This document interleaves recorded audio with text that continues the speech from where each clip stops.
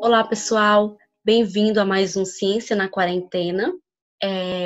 O Ciência na Quarentena é uma ação do Instituto Floresta Cerrado que busca trazer entretenimento e, acima de tudo, conhecimento a todos vocês que nos assistem. E o meu nome é Silvana, sou bióloga formada na modalidade de licenciatura e hoje eu venho falar sobre a flora do Cerrado. O Cerrado, ele é o segundo maior bioma brasileiro, perde apenas para a Amazônia. É um bioma biodiverso, tem uma característica importantíssima que é a questão de ter várias espécies endêmicas, ou seja, espécies endêmicas são espécies que são exclusivamente de uma região geográfica. Outra característica importante do cerrado é que ele faz conectividade, ele divide espécie com outros biomas brasileiros, outros grandes biomas brasileiros, como a Mata Atlântica, a Amazônia e a Caatinga. A flora do Cerrado, ela é diversa e ela é composta em três formações principais. Nós temos florestas, nós temos savanas e nós temos campos, que são as fitofisionomias. Vou falar mais sobre isso posteriormente.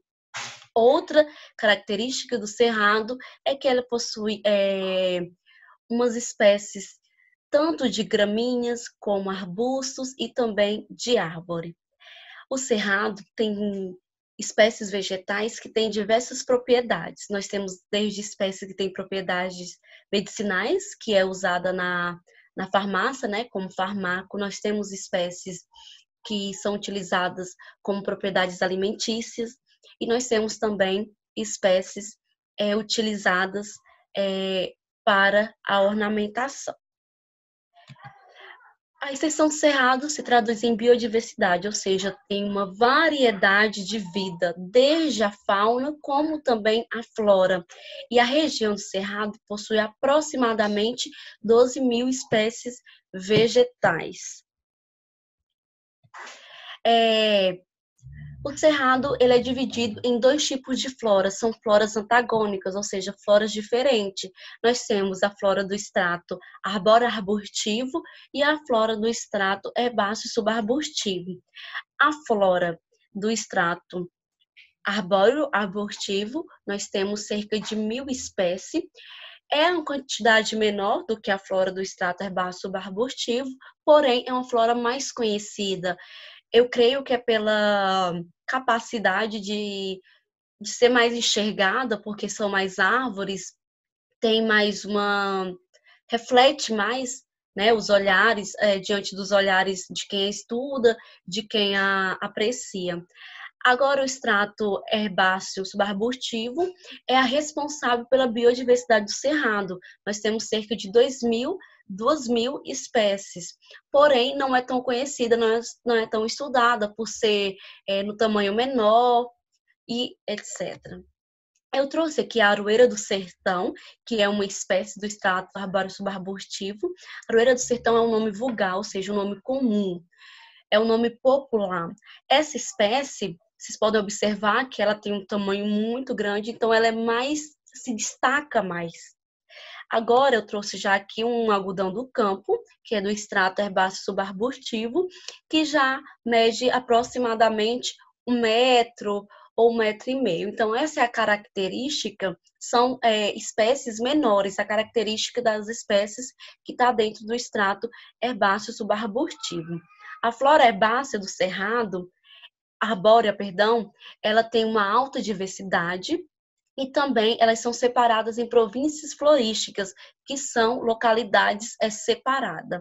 Existem espécies que ocorrem em todo o cerrado, ou seja, em todos os estados onde tem o bioma cerrado, mas também existem espécies endêmicas, ou seja, 35% das espécies da flora arbórea do cerrado são endêmicas. Mas o que são espécies endêmicas? São aquelas que ocorrem exclusivamente no cerrado, exclusivamente em uma determinada região geográfica. Então, nós temos no cerrado 35% de espécies endêmicas, ou seja, tem um alto endemismo. A flora arbórea tem aproximadamente 84 famílias, mas as famílias mais ricas são Fabácea, Mirtácea, Melatomatácea e Rubiácea. Os gêneros, temos cerca de 353 gêneros. Os gêneros mais ricos são Mícia, Micônia, Eugênia e Bissonina. Nenhuma família é endêmica, ou seja, não existe nenhuma família exclusivamente do cerrado. E existem dois gêneros que são endêmicos, ou seja, são exclusivos do cerrado, que são o gênero da Magônia e Antônia. As espécies, a variedade de espécies, diversidade de espécies do cerrado, perde apenas para a Amazônia e as florestas atlânticas, e tem uma heterogeneidade de sua distribuição. Ou seja, nós temos espécies que são mais típicas da região norte, outras que são mais típicas do cerrado da região sudeste e outras que são mais típicas do cerrado da região centro-oeste. Então, tem uma heterogeneidade de sua distribuição. E por esse motivo, unidades de conservações com áreas significativas devem ser criadas e conservadas com o intuito de preservar o maior número de espécies desse bioma, com o intuito de perpetuar as espécies e evitar, assim, a extinção. As características das plantas do cerrado. As plantas do cerrado, elas têm características de acordo com o solo do cerrado, de acordo com o clima, ou seja, é uma adaptação. Nós temos plantas de aspecto seco, temos muitos capins, temos presença marcante de árvores de galho tortuosos, que é uma adaptação ao fogo, e de pequeno porte. As raízes desses arbustos são profundas, que é um sistema subterrâneo para conseguir atingir os aquíferos e assim absorver a água naquela época que tem a escassez de chuva, que não tem chuva. Então, é uma adaptação. As raízes profundas é uma adaptação à flora do cerrado, para a questão da chuva, adaptação à chuva. As cascas das árvores são duras e grossas, também é uma adaptação ao fogo e adaptação a reservas de nutrientes. E as folhas são cobertas de pelos. Dentro das famílias de maior expressão, dentro das leguminosas, nós temos essas famílias aqui. Dentro das lenhosas e as gramíneas, né, nós temos poácea, e entre as herbáceas nós temos arterácea. Aqui são as fitofisionomias, né? O cerrado ele é dividido em 3 formações principais, que é floresta, savanas e campos. E essas formações elas são divididas de acordo com as características, né, da flora. Nós temos mata ciliar dentro da formação florestais. A mata ciliar ela fica, né, onde tem um curso de água. Nós temos matas de galeria, mata seca e cerradão. Então, essas são as fitofisionomias que está dentro de formações florestais. A mata ciliar, ela é conhecida, né? Ela tem uma característica importante porque ela, como se fosse o cílio dos nossos olhos, tem a finalidade de proteger, né? Tem como se fosse uma barreira protetora que fica entre os cursos de água. Serve também de corredor ecológico para algumas espécies da fauna e também evita contra erosões. E nós temos aqui o cerrado denso, cerrado típico, o rísio, o parque cerrado, nós temos palmeiral e vereda e cerrado rupestre, que estão dentro de formações savânicas. E temos também formações campestres, que já tem mais uma característica de campo, tem uma pequena quantidade de vegetação, como vocês podem observar, né? Tem mais questão de campo com um pouco de rochas, de pedras. Aqui eu posso mostrar melhor. Aqui eu tenho uma mata de galeria, igual eu já havia dito, né? Nós temos aqui um curso de água e uma vegetação lateral, que tem a finalidade de proteger, formou uma barreira protetora. E aqui eu tenho a mata ciliar, que também está envolvida com curso de água. Aqui eu tenho uma mata seca, é a característica da mata seca já está associada ao nome, e o cerradão, que é mais muita vegetação, é uma mata mais fechada. Então, essas são as formações florestais. As formações savânicas, nós temos o cerrado denso, o cerrado típico, cerrado ralo. Parque cerrado é como se fosse um parque, mas com algumas espécies bem distantes uma da outra de vegetação. O palmeiral, que são as palmeiras, né? Vereda. A vereda já são aqueles buritis que ficam no curso de água, que são aquelas árvores bem altas, e nós temos o cerrado rupestre. O cerrado rupestre já é um pouco de vegetação misturado com um pouco de pedra, né, de rocha. E aqui é as formações campestres, né? Campo rupestre, nós temos o campo sujo, aí tem o campo sujo seco e o campo sujo úmido. Por que se chama campo sujo? Porque é um campo com alguns arbustos, com algumas árvores, então é um campo sujo. Aqui é o campo limpo, tem bem uma quantidade muito mínima de espécies de arbustos e de árvores, tem mais grama, tem mais gramíneas. Aqui eu trouxe algumas árvores do cerrado, né? Nós temos buriti, ingá, algumas frutas, caigaita, nós temos guariroba, pequi, jatobá, ipê e canela-dema. Então, são, né, muito típicos, muito conhecidos. Esses aqui são os nomes populares, os nomes comuns dessas espécies.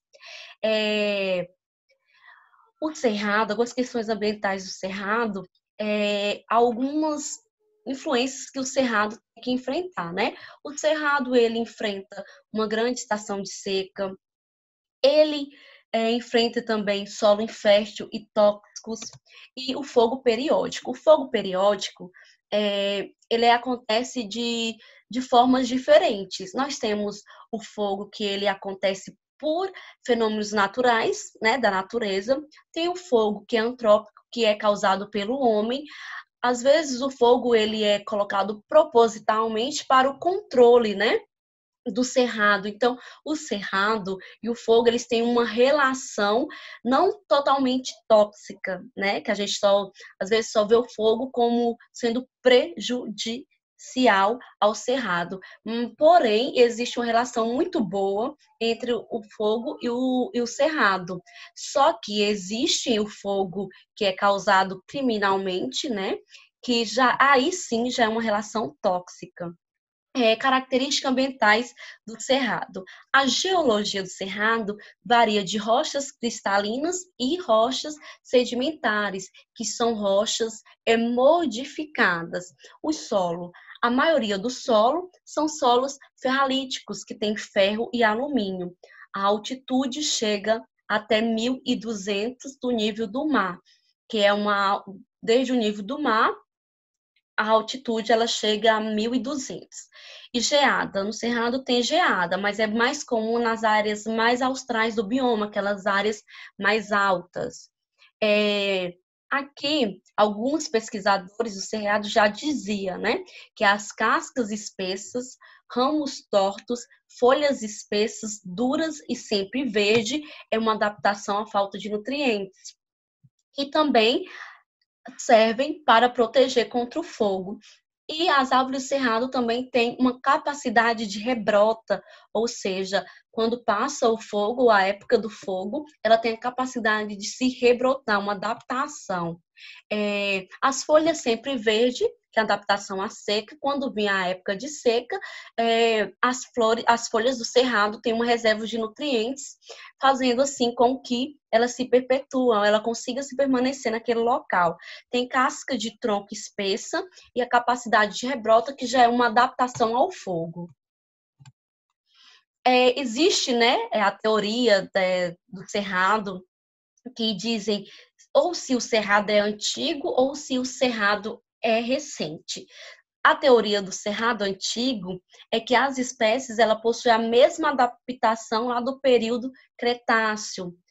Essa teoria aqui, que o cerrado é velho, ela é uma teoria errada, porque O Cerrado, na verdade, ele é recente, é de 4 a 10 milhões de anos, que já é no período Neógeno, Cenozoico. Então, essa teoria de que o Cerrado é antigo é uma teoria descartada, porque o Cerrado ele é recente.